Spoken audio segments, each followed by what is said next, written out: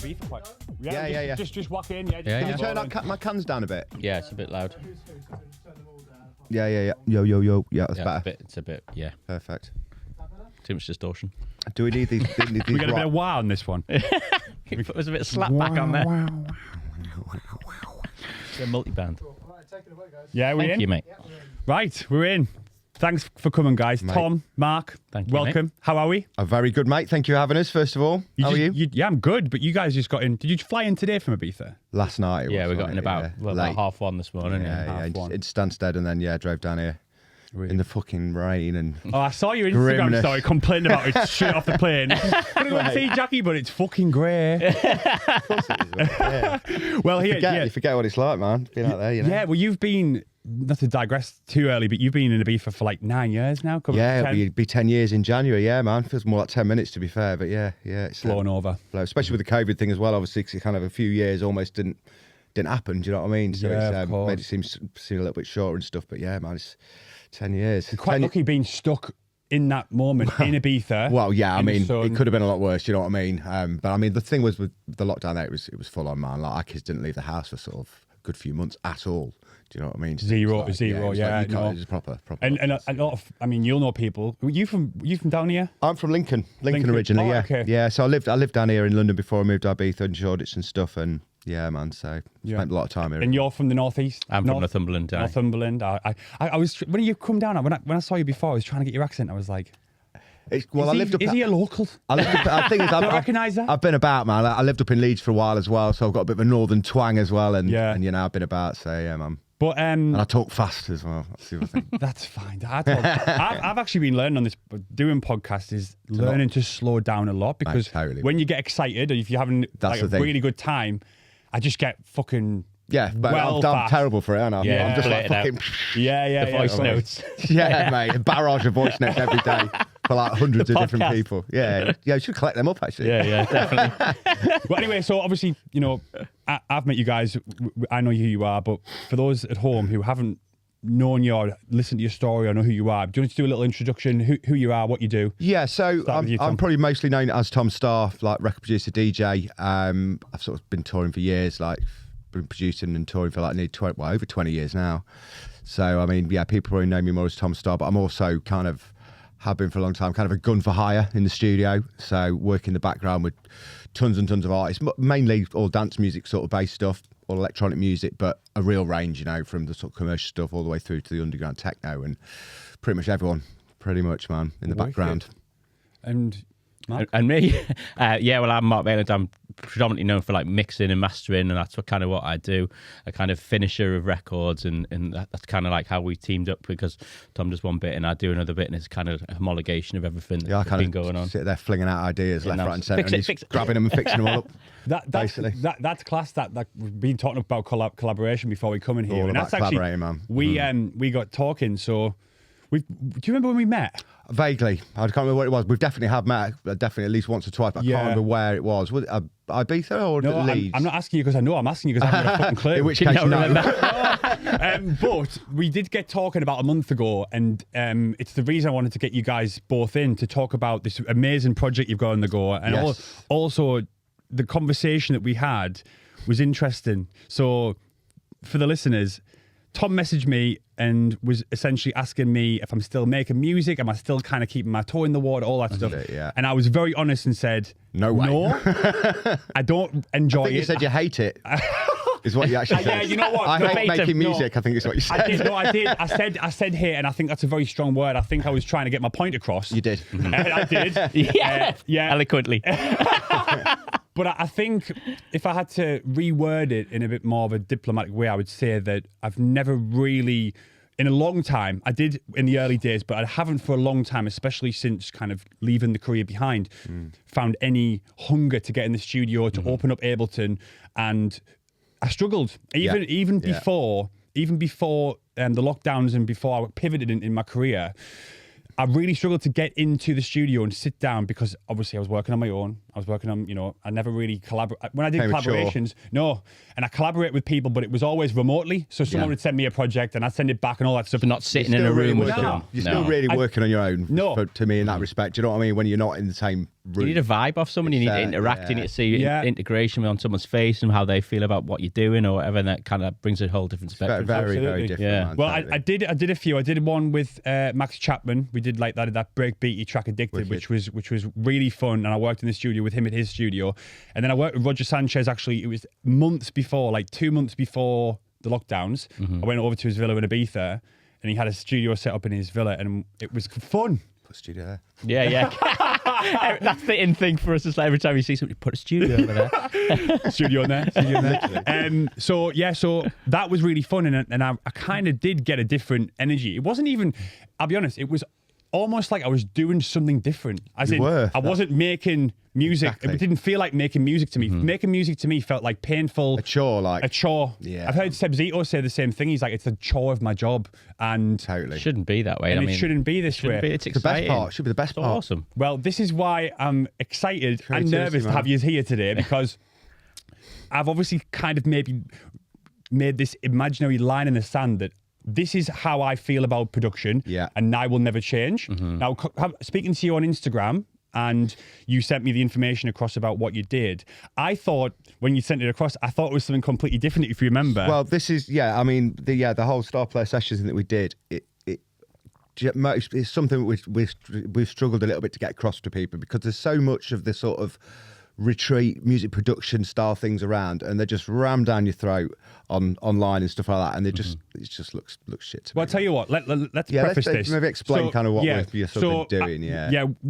Why you reached out to me and messaged me about this in the first place, what the project is about, Star Player. I want to know everything about it and tell everyone at home, because I feel like this is going to resonate with me. If it will, there's going to be people at home who are potentially feeling the same as me in their production. Oh, there will be, man. Star Player might be able to enable them to kind of get that fire back. So I'll let you take it away, guys. I'll go ahead then. Yeah, so basically, as I was saying before, like obviously I've worked for years in the studio with other artists, and it's just become very apparent to me that the best way to make music is with other people, and like you're saying, being there on your own, having to make music, especially when you're touring as well, because you get back, you're tired from touring, and you're like, I've got to make a tune, and you just kind of end just making the same thing over and over again, just so you've got new records to sort of play at the weekend. And it's not the best way to make music for me, man. I mean, it's, for me, collaborating with other people and other musicians, singers, writers, and other producers stuff is by far the best way to make music, and the most fun way to make music as well, for so many reasons. I mean, it's just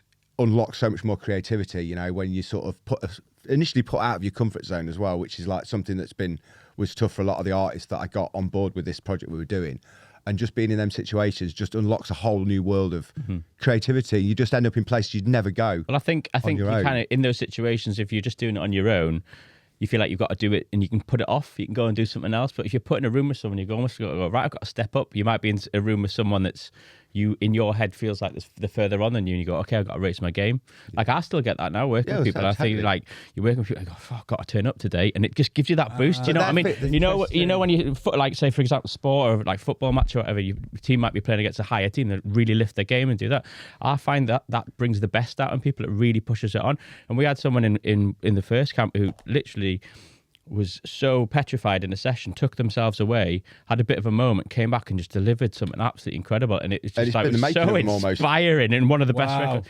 And it was just inspiring to see someone just go away, have a moment, going, right, I need to appear here. I need to come into this session. Came back and just demolish something. And you know what, that resonates with me in terms of having purpose. So like when you, like you're saying before about working on your own, that was me. I'm picturing myself sat in my spare room in my flat in Battersea, going in there and going, I'll just go and fucking do dishes and I'll come back. And then procrastination kills it. But if you're surrounded by other people and you're there for that reason, you can't fucking run away.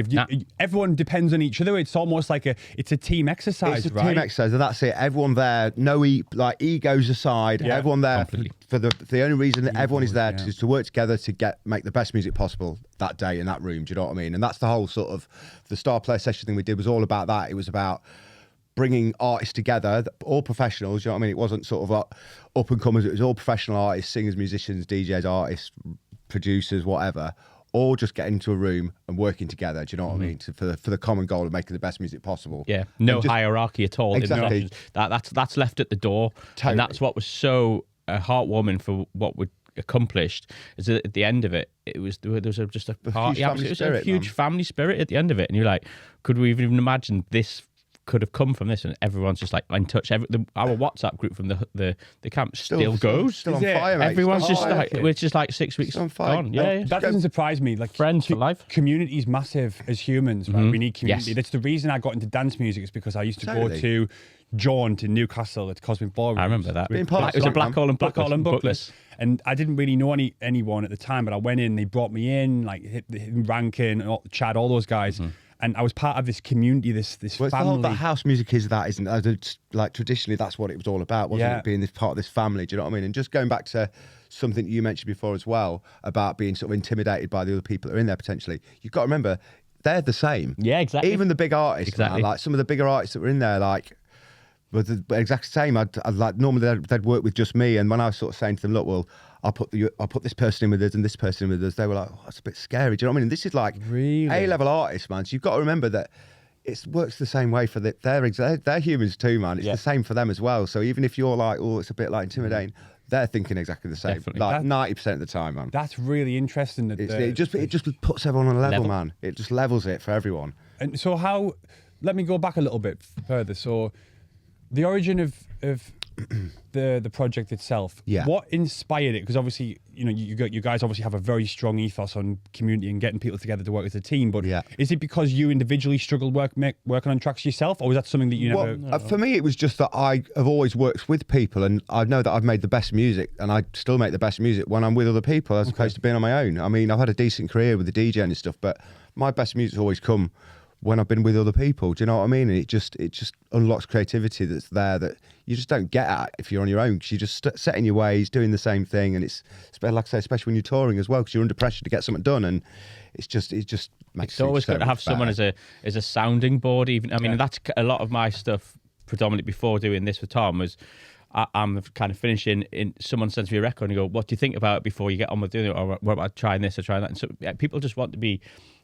Like they want their records to sound the best they can by getting feedback off everyone else before they get the chance to play it live. That's to people. it, man. I mean, I've Soundboard. often said that you'd be better off going out to the street, just dragging someone in off the street, sitting them in the corner of the room, saying, "Does that sound all right?" And them going, "Yeah," and then you just fucking carry on. You get more done having some random person sat in the Exactly back of that. the room than you would in your own by miles. Do you know what? Even Because you're just going over and over the same fucking. Yeah, all the you time. are. Yeah, the idea that when I was on the road and I'd make a track, which would take me fucking weeks because I didn't like it doing it anyway Well, on my that's own. why, because you were just doing yeah, the same. but I'd have to wait, and this is when I was playing out. I'd have to wait maybe 4 days to test it. Yeah. Right, and then I'd maybe not even find a moment to test it because it wasn't going with the crowd or whatever. Yeah. So then I'd go back to the studio on Monday and go, oh, I didn't even fucking test that record. I've got another wait another yeah. week, and I was playing every week. So imagine if you're not gigging and you're trying to get like on this not getting ladder. anywhere. How are you testing your tracks out? So it's How do you know? There's no way knowing either. Like, do you know what I mean? Unless you are, the music you're writing is for other people to enjoy. So what? But then you get stuck in a loop by doing that, and then you feel like, oh, I've wasted a couple of days doing that. and you have.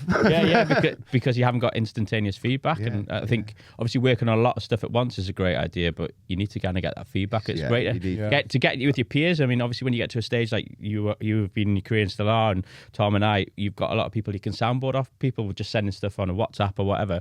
But it's great to be in a room with people and just see reaction to and whatever ideas, you're doing. and just being open to ideas as well. I mean, that comes to experience as well. I know that when back like years ago when I was working with people, they'd have an idea and I'd be like, nah, just ignore it. Do you know what I mean? But then there's a few times where I just tried what I thought was maybe a stupid idea, and it turned out to be amazing. You know what I mean? It's like you just got to be open to just trying things, especially with the studio, especially with what we both do, working for and with other people.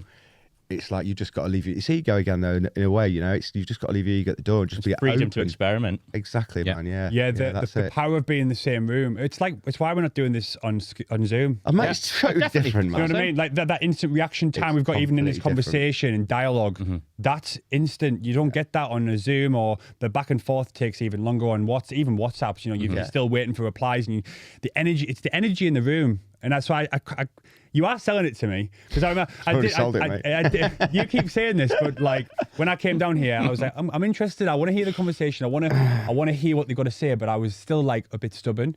But even like 5 minutes outside this room, you got me a little bit. Yeah. Coming back to the standard, mate. Do you know one thing you just said there about like the time delay with say something like WhatsApp? Yeah. you can be your own worst enemy with stuff like that, because obviously if you're in a room with someone, you get instant feedback. You can see it on the Facebook, WhatsApp. Dodge you it. send it to someone. If someone doesn't reply, you get inside your own head instantaneously, don't you? And you're like, oh, they don't like it. They don't like it. Yeah. Why don't they like it? And you're making up all these connotations. Oh, fuck, it's wrong kick. Back in the studio. But then they'll go, oh, yeah, it's wicked. It's just been a time delay or something. But you get inside your own head and go, oh, my God, that's the worst tune I've ever made. Do you know what I mean? Your own worst enemy. In yeah, that exactly. respect, You eat yourself alive. Just efficient like productivity as well. I mean, just get so much more done because you're not you're not spending ages like, is that hat right? Ooh, I don't know.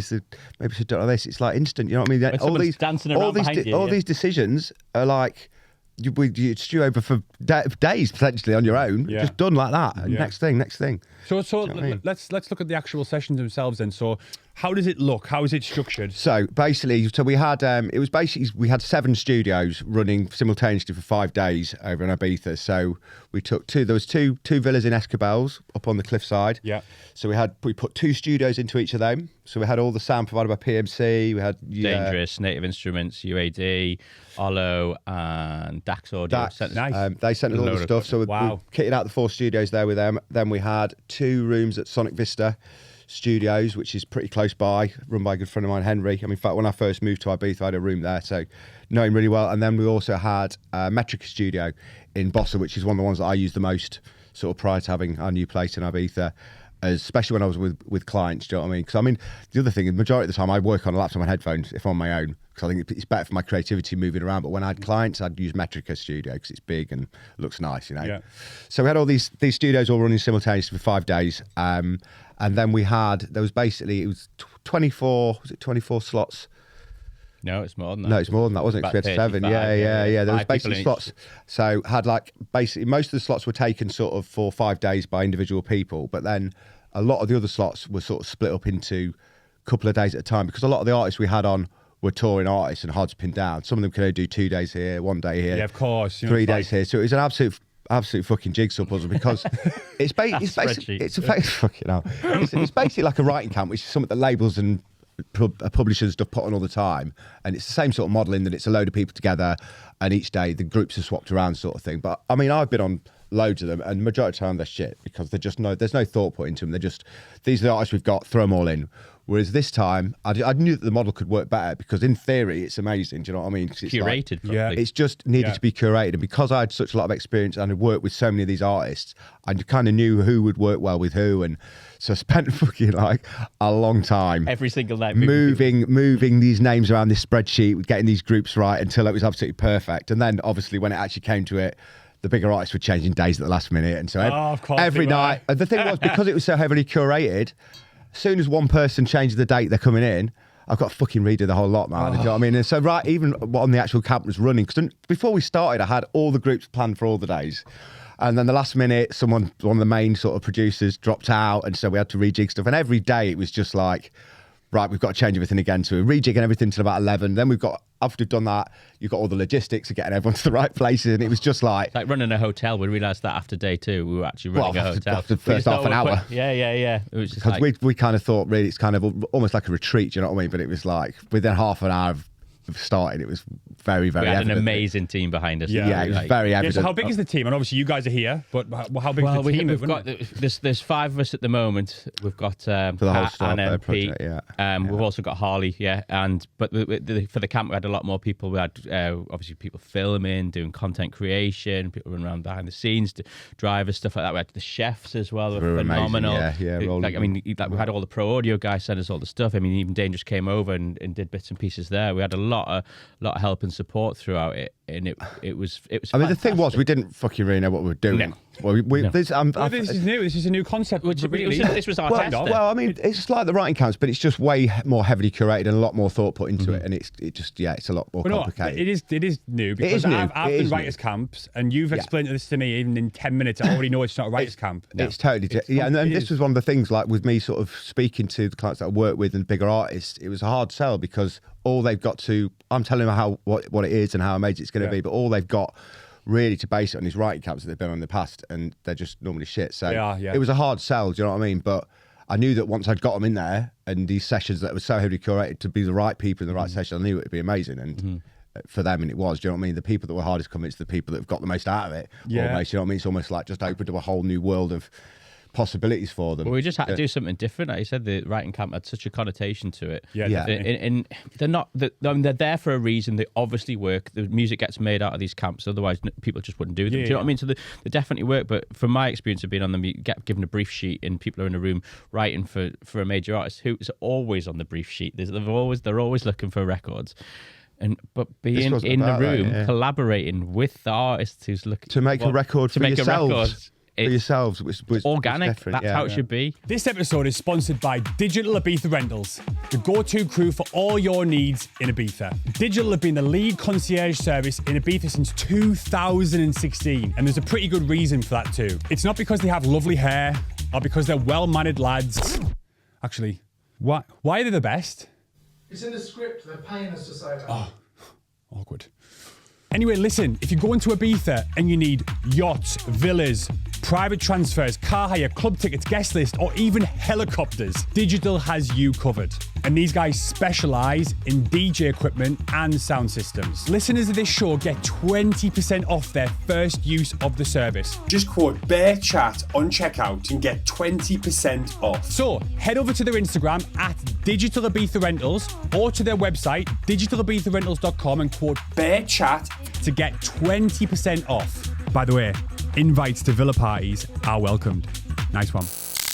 So you've obviously the things, the actual the sessions and stuff are created in terms of like who's going to be on what groups, who's going to work. What does it look like in the day? There's basically you've got 4 in each session. You've got sort of 4 people or 4 artists, some of which could be a duo or whatever. Do you know what I mean? So you'd have like one lead producer, which would either be me and Mark. Who else we had? We had Vorwerk. We had Martin Vorwerk. There's Koyu. So you'd have like one lead producer, then you'd have one artist, DJ, producer, sort of.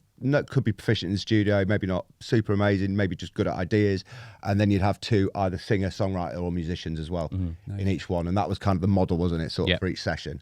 But mixing it up every single day. But then every day, change it every day. Every day they're all shifted around. Right, that's what I was getting at. So like you just like constantly just moving the pieces around the puzzle. Every day, if you're coming board for the Star Player sessions, you've got basically 5 days of studio. Each day you're with a different set of people, effectively. And so how does it work in terms of whose track that is? So there's like 5. Well, this is the other thing. Cause normally, like the writing camps are put on by publisher or labels, and everything that's done is for them. Yeah. We did it differently in that we flipped it around, so we had no rights to any of the music unless we were in the sessions and we'd worked to them. So all the tracks that were made in that session. So here's Tom fucking bombing around all the villas in the fucking. Change the kick. Sorry, go on. Yeah, that would have been a good idea. I had enough running around to do as it was there.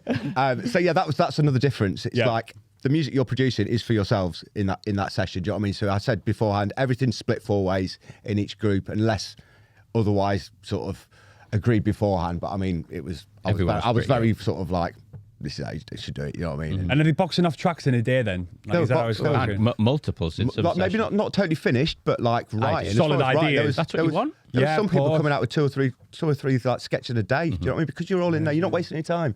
You're not. Is that right? Is that right? You're just like fucking do that. But you're inspired. They were in villas, and obviously Sonic Vista is absolutely fantastic. Metric's fantastic, but in the villas especially, you've got these views of the sea. It's stunning. Everyone's just inspired to write music. Normally you're in a dingy studio with no windows, and it's like this was just you're on this like ridiculous fucking. Well, I did mine on Zoom in my mother-in-law's spare room, and I was just like, this is not. I'm not getting any energy from this. But that's the thing. You were saying that about not wanting to write on your own. When you're with people, and you also there's other studios going on, and you're pottering around when you're just having 5 minutes away from whatever you're doing, and you go in, and they're writing something. You're like, pretty fucking good, isn't it? And you're like, wow, I get back, and you get back into your own studio, and it inspires you to go forward. Totally. And someone would come in and go, or another writer from another room would come in and go, oh, what happens if you just do that? Or just start singing something and like, that's a good idea. And that's what it ended up at the end. Like in the main villa, like where we'd originally had 2 studios. By the last day, we had the 2 studios in the villas, and there was 2 other setups outside. So it was like.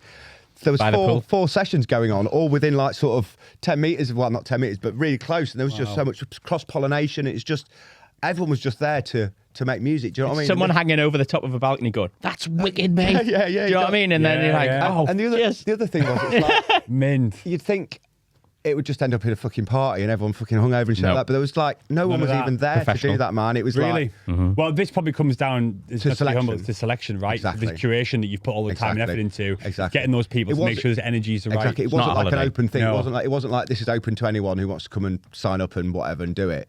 It was me bringing people around saying, "Look, we're doing this thing. Do you want to get involved with it?" Because in that way we could really.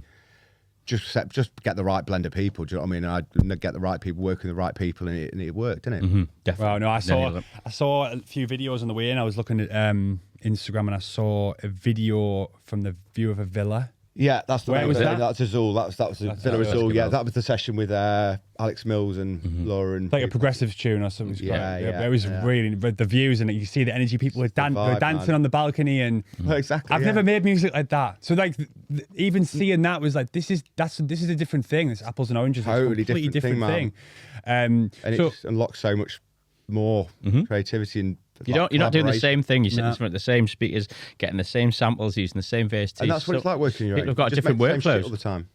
oh, boys. You're coming next time, mate. You know you are. I'm Got your genuinely for flight the booked already. genuinely for the first time in, I would even say before lockdowns, 5 years, I've actually got an interest in being in one of these. Nice, amazing. Do it, mate. I feel Amazing. like this could be because do you know what? I'll be honest. It was quite sad to have this feeling for so long because You shouldn't be I feeling that. remember Yeah. no music was exciting when I grafted my ass off working a full-time job in London to get this Viva Just to release, get there. just You to know what I get that one release on Viva, and I did.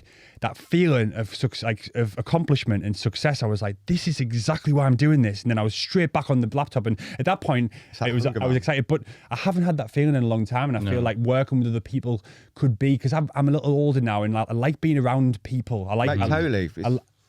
I thrive off that energy, and the way you explained it today, I think I'm fixable. You need a catalyst just to ignite that passion again and just Yeah. get going and just do Still it. in there. And you know can what? do it. If I go over and if I don't feel the same, maybe it isn't Tested for me. it, But yeah. I think I could be. I mean, this is the thing, man, weird. with dance music. It has this sort of weirdly, it seems to just be dance music alone, it has this weird taboo about sort of people like working with other people. Do you know what I mean? There's always this like, oh yeah, he doesn't make his own tunes, he fucking works someone else. But it's like, it's only dance music that's like. Do you know what I mean? If you look up pop music and everything else, it's a team of people. That's how you make the best music. You look even back to sort of like your Motowns and stuff like that. It was Yeah, a group of people all working together. Have you seen that film, that Hitsville film about no. the history of Motown? It's No. amazing, man. It was a similar sort of thing. Is they just had this house that they had, and it was just full of artists just collaborating and working together, and it was just like.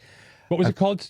It's called the film's called Hitsville, but it was about Hitsville. the start, like the sort of history of Motown Records and how it started and stuff. And it's a similar thing, man. It's just a load of musicians all in this house, just making the best music they can. Do you know what I mean? And that's how the best music Yeah. is made, and that's how the best music's always been made. With dance music, for some reason, it's this weird thing where like, oh, is he making I think his it's tunes because himself? it's a solo thing to Yeah. be the artist and be the DJ. But it is in pop music as well, though. It's like, it's still presented as that. But, it's, it used to be a known- band thing, which is maybe but it Yeah. shouldn't be like. it's not the best way to do it. Collaboration is the way forward. This is something that Rogan talks about the podcast world. So in America, in the podcast sort of industry, they're all going on each other's podcasts. Yeah. They're all supporting each other, Yeah. right? And they're all growing at the same time. Exactly. It's not a fucking coincidence. Exactly. It's because there's no Safety in reason numbers. why. Yeah, absolutely. But working with other people, there's no need to like- stand on top of other people. And this is one thing I found really toxic about the music industry. And I used to do it when I first started. I was like, why the fuck's he getting that gig? But it's why dance- is he on that line of higher than But me? it's All that dance shit. music. Bigger font than Specifically you. dance music Yeah. a lot. It's specifically dance music It's seems to have it ego. more than anything else, though, as well, man. In that individual thing, it's like it should be about.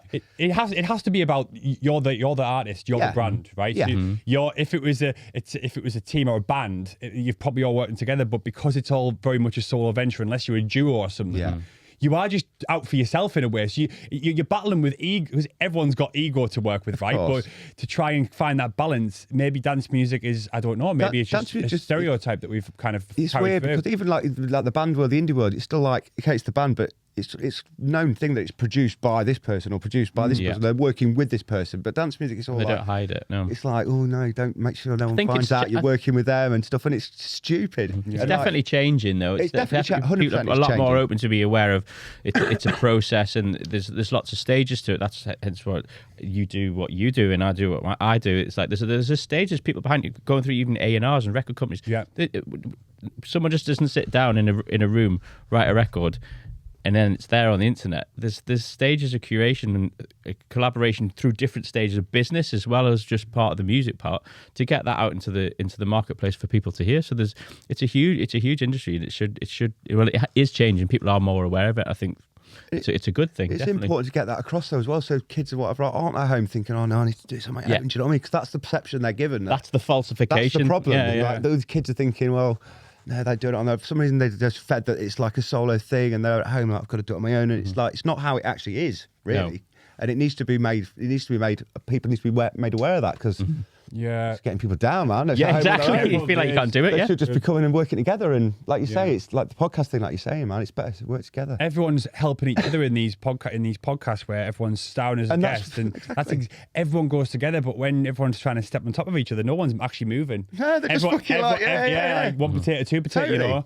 you know. Yeah, it's stupid, man. We've got to change it. Yep. Yeah, no, absolutely. It seems like this project's definitely going to be a catalyst in that, you know? Exactly, Because that's the whole you're idea, showing man. the strength in numbers, working together, community. It's beautiful. It's class. Yeah. So in terms of once this, so you do 5 days. It's a 5-day We did thing? a 5-day thing, 6 nights, 5 days. Well, then it kind of ran over onto another weekend. And then, I Yeah. mean, the sort of the idea of having them sessions of sort of having a load of people all together working and stuff sort of overran, because it was IMS the week after, so we took on a villa over near the Hyde Hotel, which is where IMS was over in Callelonga for the first time this year. So we took this much smaller than the villas we had before, but it had 2 studios in there and stuff. We kind of just carried on. Yeah, Yeah. and people Carried on just doing came the up from sessions, IMS and really, just started writing. We just put out a couple of posts going on. We're just up the road, and all of a sudden, there are people just knocking on the door, wow, amazing. taking Obviously, speakers outside, making we had like a couple music. of setups outside, and obviously with IMS being right on the doorstep, you could see the Hyde from the villa, couldn't you? So everyone was there, and we were just like, anyone wants to make some tunes, just come round. And we just had fucking people coming round. There'd be a singer coming round. We had People sleeping on the couches. Had Mochak round, did a wicked session with Mochak. I mean, they came in sort of working they were going to do 2 till 8 and they ended up working till 4 a.m. Yeah. with us. Really? And it was just a party vibe, man. And amazing. we had some wicked musicians in, and just everyone just there making music without sort of, oh, is this going to be his record? Is this going to be your record? And just like without any egos or like, we've got to have a record like this. It was just, let's just fucking make some tunes. So at the end of that, then was that the first one you did, or was this? That was the first time I'd done it. Yeah. And when did that finish? Just recently. So wasn't it? the camp with the original Starpair Sessions thing that we had with all the artists over, that was 30th of April for a week, wasn't it? And then we went straight from there over to IMS, which we were there for 7 or 8 days? 8 days, yeah. Yeah. And the next one? Well, so how often are you going to do it? Like, what's the frequency of these sessions? I think we're probably going to wait till the end of the summer to do it. I think really at the moment, because obviously we're based in Ibiza, and we've got it's so summer. many- It's summer. Well, now. we're set up in the Standard at the moment, which is kind of just one-off studios where people come in and out. Yeah, doing the we've same kind of literally in thing. the last week we've got a setup now at the Standard. So our studio's based at the Standard, right? Standard Hotel. So it's like wow. the best. It's the best hotel, coolest hotel. I used to do meetings and stuff there anyway, but now if you go into the Standard and go downstairs, we've got our studio there now as well. So obviously it's amazing wow, to just amazing. so again we can just put the call out, right? We've got the studio in the Standard now. Anyone that's coming by, pop in. That's what We're it is. making People tunes. on the island, the gigs, either on the day or the day after. What we've been doing is doing sessions with people, writing a record, going with them to the gig, and they're playing it live. So we're in the studio, like doing it. Just a one-stop shop. Yeah, then. Boom, boom, boom. From studio to dance Well, floor. we were at Amazing. Metrica, weren't we, the other week with Danny, and we had Danny and who else we had Ariel that day? Free. Ariel Free and Cisco Lenders and Chilino Manahutu. And Danny was playing, and Ariel was playing at Ushuaia just up the road. So we were in the studio working on stuff that they'd already started, you know what I mean? Because they're producers anyway, they produce music of their own. So we were in there just sort of helping them, doing bits, adding bits, putting singers in there. Did the records, straight up to walked up to Ushuaia on the stage, played the record, like, you know, a few hours later. Yeah, that's class. So you're going to continue that throughout the summer, and then maybe do a big. We're doing sessions every day, pretty much, aren't we? Really, near enough at the moment. For now, we've got the Standard, and we're also in touch with Nobu Hotel as well over in Talamanca. Because when we did the camp, it never really occurred to me about having studios outside. So we were always looking for studio space to put studios into. But then when we did that, we were like, oh, it's amazing outside. Then it opened up all these fucking roof spaces all over Ibiza that we can just put studios. Yeah, they're class as well. That's where I really resonate. You know, I saw that video on Instagram. I was like, that, because when you are in a box for 8 hours or 6 hours, it can get a little bit fucking. And that was what was so different and so good about it. Yeah, so we're sort of in talks with a few other hotels about putting sort of setups on their roofs and on their sort of roof terraces that aren't being used and stuff like that. So we're putting sessions on all the time, kind of like how we did with the Star Play sessions thing, but just even more random and even more far-reaching. Bit more what I mean? Fun, just these random places. Yeah, but then as far as the actual sessions, the same setup that we did in April, we'll be doing more of them. I think probably it'll be November sort of time. So, I mean, the cost of the villas is ridiculous in the summer. Do you know what I mean? Because, I was going to ask about that. So, in terms of the end of the year one, you let me know the dates for that. Well, I knew that was coming. I think it might be something. I might have to. Honestly, boys, I think what you're doing is great. I think there'll be a lot of people out there, and you obviously know this is the reason you're doing what you do. There's a lot of people who feel the same as me. Definitely, man. Even if you're, I've been there, you know. Yeah, exactly. So you brought this idea out of personal experience and struggles of yourself, and that's usually where the best ideas come, right? Yeah. You have a problem, you find a solution, and this community production thing, I think it's great at what you're doing. I actually haven't listened to any of the music yet. I need to hear some. No. This is another thing, right? That I haven't told you. I don't even listen to music anymore. You're not. It's that far down the road. That far, yeah. That's what I'm saying. So, and that's actually really sad for me because I used to listen to music every day, hunting for tunes, listen to other my peers' music, giving them feedback and stuff. And I don't do that anymore because I'm doing something completely different, and I'm working on a fintech startup, so I haven't really got the time. But at the gym, I listen to podcasts. I don't listen to music. I would love to rekindle that fire. Yeah, man. So still in there, mate, smouldering away. Am I fixable? Yes, I think you've already been definitely. fixed, mate. You're our project. You are our project.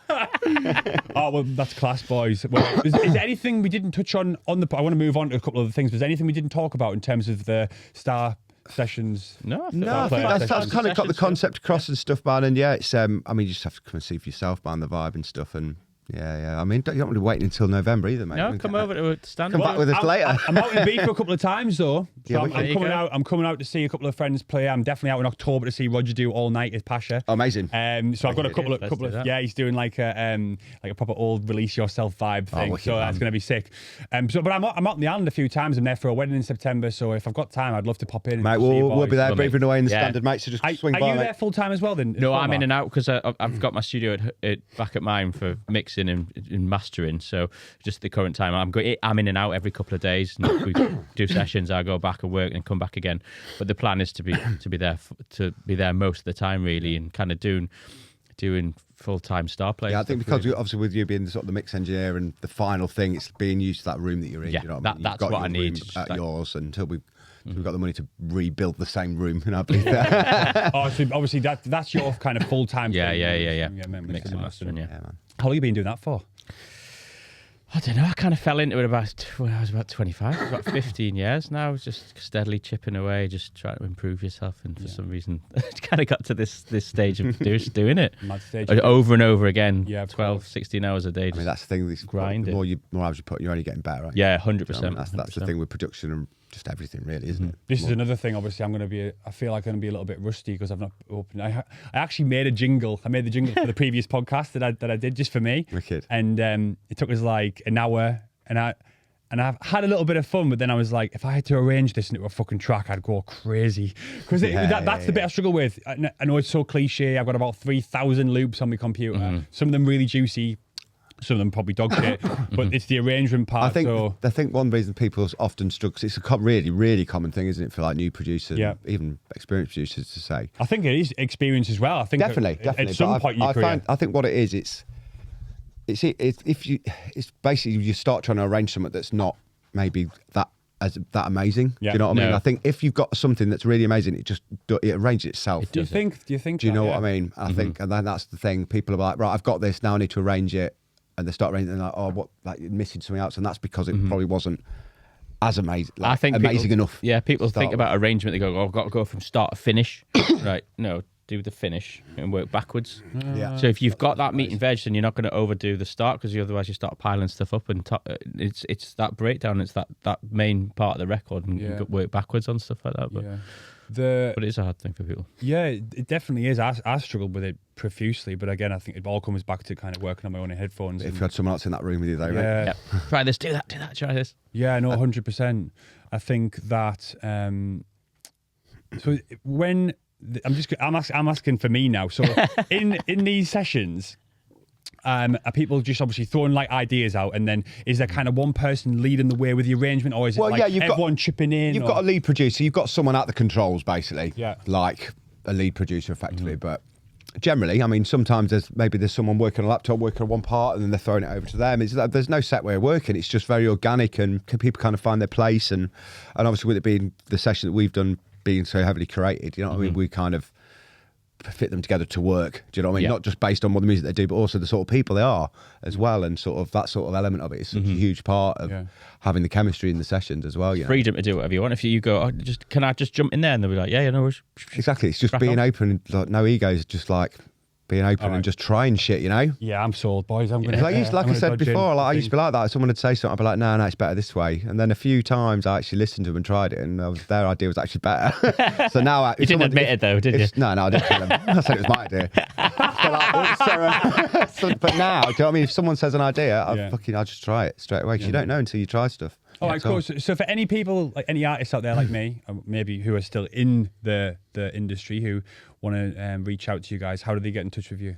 Well, they can hit up me or Mark at Tom or Mark at or the Star Player account. Yeah, the website's going to be up soon. Obviously on the Instagram as well. Probably the Instagram's probably the best thing, isn't it? 'Cause we're all over that all the time anyway. So just drop us a message and let's do it. What else? Because obviously you're still touring, right? I'm not. It's not been my focus for sort of the last sort of year, almost a year or so, really. How often are you touring though? At the moment, not that much. I mean, I'm playing this weekend, and I'll still do gigs, but I'm kind of I've been touring for like over 20 years, man. And it's like I still love the performing. It's amazing, but it's all the travelling, and it's also being away from my kids as well. And I think lockdown was kind of a bit of a awakening, or kind of bit of an awakening for me in that respect, because sort of 17, 18, 19 were the busiest years I'd ever had, and I was never at home ever. Do you know what I mean? And when I was locked down, all of a sudden I was like, oh shit, I've got family and kids here. I kind of forgot about that. Do you know what I mean? And I was missing them growing up, and even though I'd always done the production for other people, my focus was kind of really always like touring. I want to get out, do this or whatever, and it's just kind of my focus has shifted a little bit in respect to that. Just because this sort of stuff, I don't need to be sat on a fucking plane on my own for like days. Do you know what I mean? Especially in the winter, living in Ibiza, with the flights not being so consistent now. Spending most of my weekends just sat at Barcelona Airport or sat at Madrid Airport, and just on my own. And you know what I mean? And I can relate to that completely. That was when I realised that, because when I stopped, when we all had to stop in March 2020, and we were actually back at my mother-in-law's saving some money for a house. So I was just about to go on tour to South America and Australia and get all the money for a deposit, but that was all gone.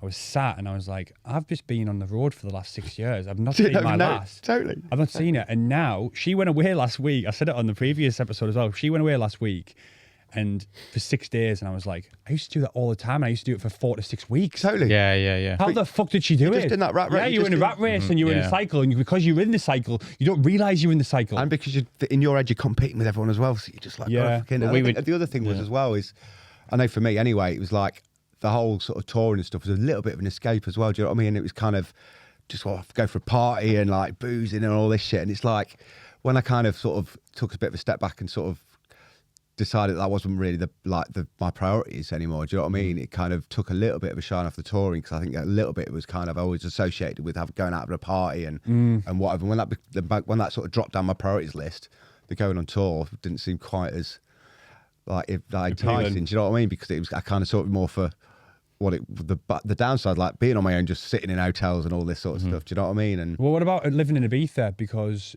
when I lived in Ibiza for like I did the summers. I did like 3 seasons. 2 when I was just working for Zoom Project, selling tickets on the beach. That's the way to do it then. And it was class. And I used to be the top ticket seller, and I used to get on the boat for free.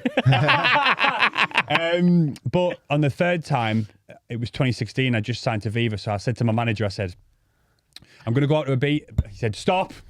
I just signed like my first big record. He went, you're not going to Ibiza because I know what you're going to say. I said, what am I going to say? He said, you're going to go to Ibiza so you can be productive and network. You're going to make the best music you've ever made. I went, it's pretty much what I was going to say. He went, you won't make any music. I didn't make one. I didn't finish one track. I was around other people. We had a little studio in our spare room, and none of us made music because we were all too busy going out, friends coming over. So living in Ibiza, is that temptation there for you or not? The thing is, I've been touring out there since I was sort of, well, I've been DJing out there since I was sort of 18, 19. Yeah. So I've done all that. Do you know what I mean? I did the summers. I did sort of 2006, 7 and 8, I think it was. And it was the same then. I was like, yeah, I'm going to go to Ibiza, get all this music done, and didn't obviously do anything. Yeah. Pretty much. So it isn't had just a wicked time. me. Had a wicked time. But yeah, Ibiza's just like that, isn't it? I think if you're susceptible to that sort of thing, and especially when you're younger as well, you just get dragged into it, and before you know it's the end of the summer. When you need no excuse to go out, there's always somebody going, oh, we'll just go out for just a little bit. Like, I've got a guest list for this. All right, right, I'll pop up for an hour. Yeah. How many times my car's been left in a dusty car park for 3 days because you just never go back for it. And the thing is, there's 10 fucking massive things on every day. Every day, relentless, do you know what I mean? You can't escape it. But I was just interested to see, because obviously now you've got this project. This is going to keep you maybe a bit more grounded. Well, I mean, I've been a lot more grounded for a long time compared to back then, because I mean, I moved out there, like I say, like 10 years ago, and had 2 kids out there as well. My 2 kids were born out there, and once you've got kids and a family and stuff, it's different. Yeah, it's harder to go and do all that. Do you know what I mean? And also, it's very seasonal, Ibiza as well. You know, that madness of Ibiza is only 6 months of the year. I love the winter in Ibiza, mate. The other 6 months is amazing. Do you know what I mean? There's nothing different. It's different place. Super chill, and you can see Ibiza for what it really is. You know what I mean? All that shit that you kind of get fed that Ibiza is. It's just a really small fucking facade of what Ibiza really is. You know, behind that, it's a beautiful island, and it's just like, it's amazing, man. And it's good living there, because it's literally like moving house every 6 months. You know what I mean? You've got it literally is like that. Yeah, they graph 7 days a week for 6 months, and they have the 6 months of a beautiful winter. I was out there when I went to Roger's Villa. We were there in January, and it was nippy on a night, but it was so beautiful. We're going to restaurants and eating with the locals, and it felt like it was in a different. I felt like I was in like traditional Spain. It's like, exactly. Totally. Beautiful. Do you know what I mean? And I mean, I pretty much left no stone unturned regarding what you're saying about Ibiza. Do you know what I mean? And yeah, I had a good time, but yeah, it's not all about now for sure, man. Well, I have my days, like, you know what I mean? I'm not calling it completely, but like, yeah. You're gonna let us straight when you go over there with it. Always. I thought you were going to say no there, but no. No, we're focused now. Yeah. Well, no, the odd day here and there, but yeah. Boys, I think what you're doing is class. I actually did, and I've said this, I had an idea in my head about how this conversation was going to go, and it actually hasn't gone that way. Okay. I'm really, not in a negative way. I knew the project itself was going to be great, but I didn't think I was going to vibe off the ideas. And that fire still in there, mate. It is a little. That's why. But I think a part of me was hoping that I was going to come out of here like with a bit of a drive to give it a go. And I feel like I actually had it before we'd even come in here. Outside. I've got my laptop in my bag, mate. Let's stop it. Come on, let's go. Have we got any speakers? We don't need them. We don't need them, mate. Well, boys, I know we spoke about this before the show, but we end the show with the previous guest offering a book to the next guest, not knowing who that guest is. Okay. All right. So the previous guest of this show was Roger Sanchez, and he left you both The Tipping Point by Malcolm Gladwell. Now, I've heard of that actually. You have? Yeah. Yeah, I've read Malcolm Gladwell book. I think it's Outliers. Yeah. But there's also a line that he left. Not a naughty line. There's 2 of us. Split in 3 ways. So this is the one liner that he gave us as to why he thinks you both should read this book. This book gave me insight on how the path to greatness lies in the submersion of one's passion and what that looks like. Okay. Wicked. So the reason I wanted to bring this feature to the podcast is because before lockdown, I never read anything since I was about 19. Yeah. And I was 30. So I'd read maybe 1 or 2 books, but it took me months to read them. And reading books has been such a massive, pivotal part of my development in the last 3-4 years. Mm-hmm. And we also like the idea of keeping that vacuum of giving and receiving open. Definitely, man. And even if, obviously, the guest before has no intention of giving a specific book because they don't know who it's for. So I know you said you didn't read that much, but if you boys could even give it a go. Yeah. If we can Oh, inspire right, you to have a little definitely. read Yeah, of it, and then you can let Roger know what you think. We'll do it page by page, and then What should we say? Should we do a little reading session now? Yeah. Paragraph each.